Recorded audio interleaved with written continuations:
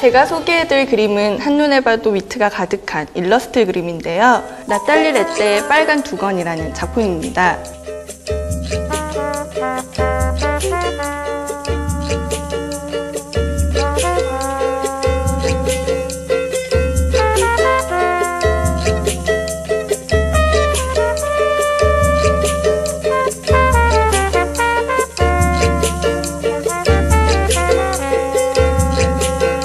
원유상 씨, 첫 느낌 어떠세요? 참 재밌다고 느꼈어요. 빨간 망토라는 동화가 그대로 떠오르기도 하고 늑대, 망토, 소녀, 버섯 같은 것들이 그림 속에 있어서 여러 가지 재밌는 요소들도 있는 것 같습니다. 원유상 씨 말씀처럼 프랑스 동화인 빨간 망토를 모티브로 한 작품인데요. 그림 있는 집 첫 시간인 만큼 익숙한 주제인 것 같아서 한번 골라봤어요. 일러스트라는 게 결국에는 순수 회화하고는 달라가지고 좀 더 접하기 쉬운 요소들도 많고 입살스러운 부분도 있고 귀여운 부분도 있잖아요.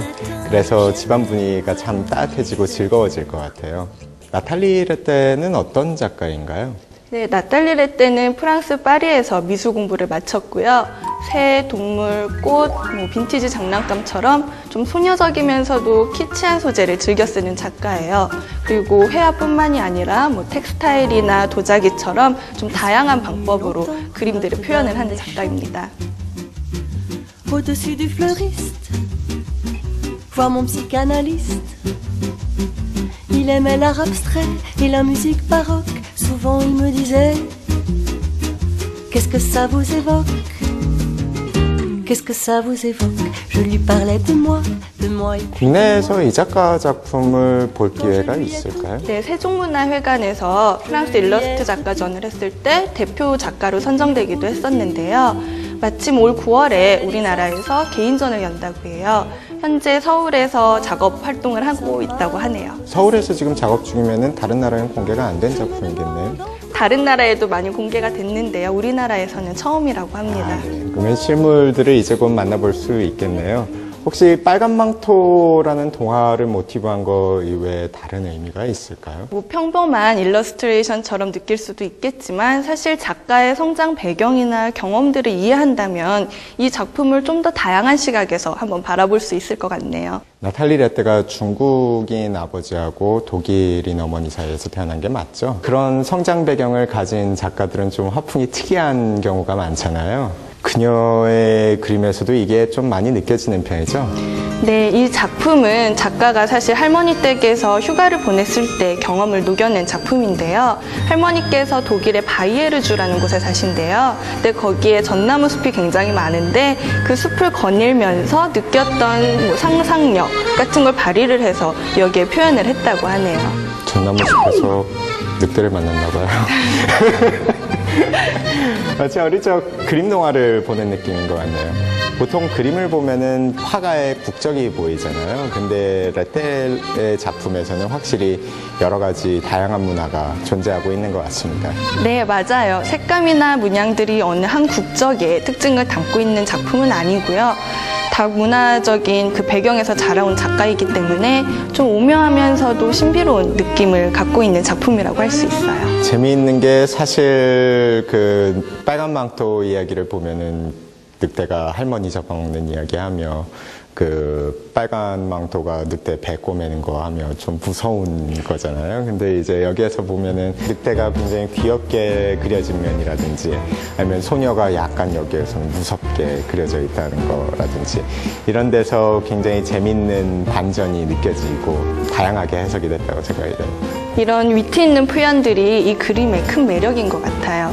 네, 아쉬운 점은 이게 주제가 너무 선명하기 때문에 이게 빨간 망토 이외에는 아무 생각도 할 수 없다는 거예요.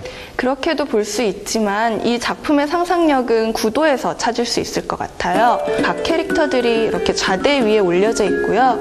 마치 패치워크를 한 것처럼 구도가 잡혀 있어요. 그래서 저는 이 작품을 보면서 종이 인형을 떠올렸는데요. 마치 감상자가 종이 인형을 가지고 놀듯 좀 다양한 이야깃거리를 만들 수 있는 작품인 것 같아요.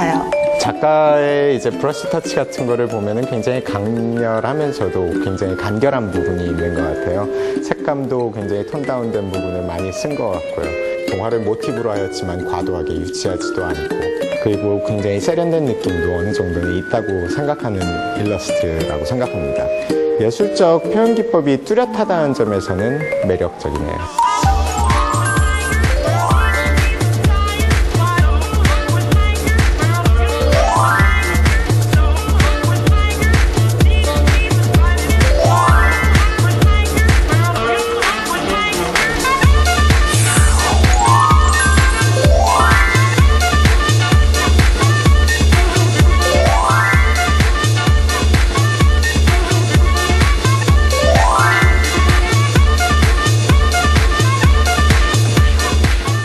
송한나 씨는 이 그림이 어디에 어울린다고 생각하세요? 저는 아이돌 방이요. 원유상 씨는요? 저도 아이들 방이라고는 생각하는데 남자아이 방은 아니고요. 여자아이 방에 좀 더 많이 어울릴 거라고 생각합니다. 네, 그럼 전문가의 손길은 어떻게 데코를 했는지 궁금해지네요. 그림 있는 집이 선택한 첫 번째 작품, 나탈리 레떼 빨간 두건. 동화 빨간 망토에 등장하는 캐릭터를 재해석한 일러스트. 과연 이 위트 넘치는 그림은 어떤 공간에 가장 어울릴까?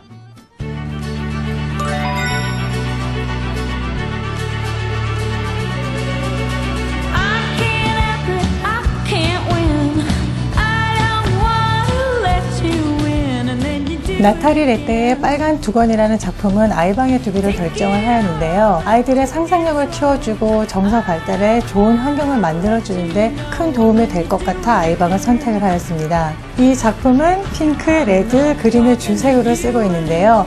이런 색감들은 아이들의 정서를 긍정적이고 밝게 만들어주는 데 도움이 될 수 있다고 합니다. 아이방에 그림을 둘 때에는 아이의 시선과 맞도록 서랍장 같은 곳에 기대어 세워놓으면 좋다. 작품을 빈 벽에다가 덩그러니 거는 것보다는 이곳에 있는 목각 인형과 다른 패브릭 인형과 함께 배치를 하여서 아이들이 마치 작품이라는 개념보다는 같이 장난감처럼 어울릴 수 있는 그런 개념으로 선반에 올려두었습니다. 또 아이들의 호기심을 자극하기 위해 재미난 소품, 비비드한 가구와 매치하는 것도 중요한 인테리어 팁. 아이방이라고 벽지나 커튼의 컬러를 사용한 것이 아니라 가구에 컬러 포인트를 주어서 간결한 느낌을 주는데요. 이 모듈러 퍼니처는 정리의 기능이나 공간 활용으로도 참 실용적이기도 합니다. 그린색이 이 방 분위기를 더욱 세련되게 만들어주고 있습니다. 허전하게 비어있던 아이방이 그림 한 장으로 경쾌한 이미지로 대변신. 아이의 동심을 자극시키고 정서 발달에 도움을 주는 멋진 공간이 되었다. 작은 소품들과 작품이 어우러져서 하나의 멋진 공간으로 탄생하였습니다.